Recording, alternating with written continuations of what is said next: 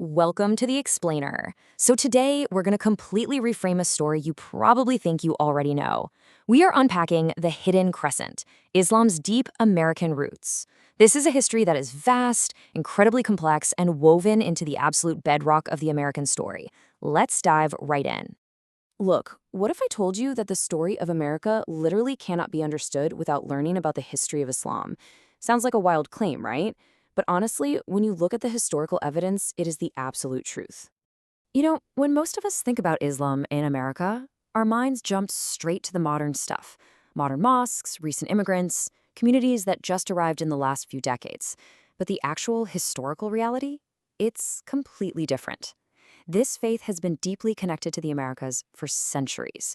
I mean, long before skyscrapers filled our cities or modern immigration policies were even a concept, this faith was already here. To truly grasp this, we have to travel back in time. Let's jump into Section 1, the Forgotten History. If we zoom out and look at the timeline, we're basically looking at three distinct eras. First, centuries ago, we're talking about the Atlantic world, this massive web connecting Africa, Europe, and the Americas. Then, moving forward to decades ago, we see new waves of immigration. And finally, today, where these threads make up our modern American fabric. But for this explainer, we really need to focus on that first era, because it's the one that almost always gets skipped over. Let's step back to an era before modern America even existed. Section 2, Before Modern America. Long before the U.S. was a sovereign nation, millions of Africans were forcefully brought over. And get this, among them were folks from deeply established Muslim societies. Many of these enslaved African Muslims were incredibly highly educated. We're talking about people who could fluently read and write Arabic, who deeply understood the Quran. And, this is huge for historians, they actually left behind writings. Writings that literally let us hear their exact voices centuries later. So the big takeaway here is that Muslim history in America is definitely not just a modern immigration story. Not at all. Those writings prove that these individuals are inextricably tied to the whole complex history of Africa, the sheer horrors of slavery, the fight for freedom, and really the very foundation of American identity itself. Which brings us to a deeply personal part of this explainer. Section 3, Faith and Identity. I want you to just pause for a second. Try to imagine being ripped thousands of miles away from your homeland. Imagine losing your family, losing your native language, just completely losing your freedom.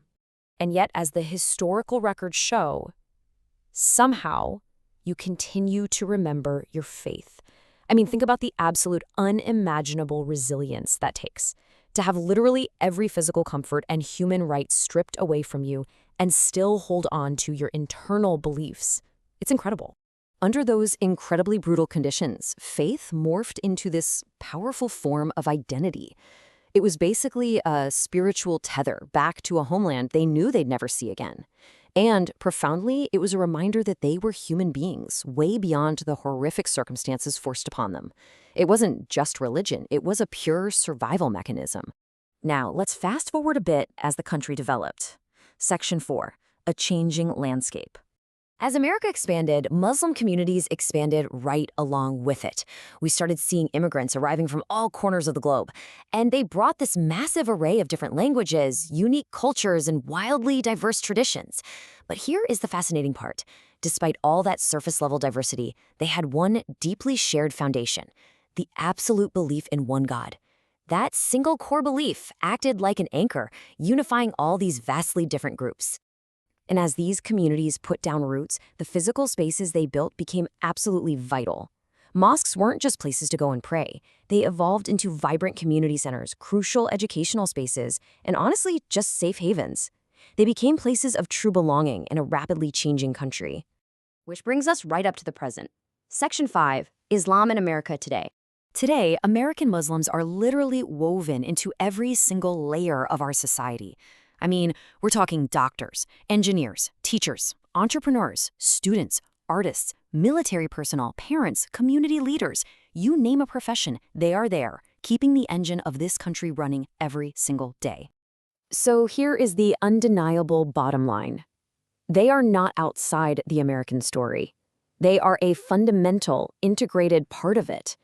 From the very first ships crossing the Atlantic, right up to the hospitals, schools, and businesses running today. That thread, it has never been broken. As we wrap up this explainer, I think it's really worth remembering this idea.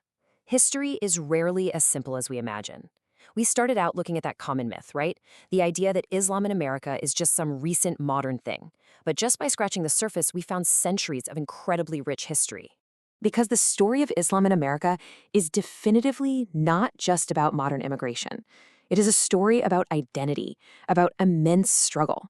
It's about the resilience of faith, the pursuit of freedom, and that deep, universal need to just belong somewhere. Really, those are the core themes of the American experience itself, aren't they? The histories we forget are the histories that teach us the most. When we actually take a beat to uncover these hidden stories, we aren't just learning about one group of people. We end up understanding America itself a whole lot better. So as we sign off, I want to leave you with this. What other forgotten histories are out there, just waiting to completely change how you see the world?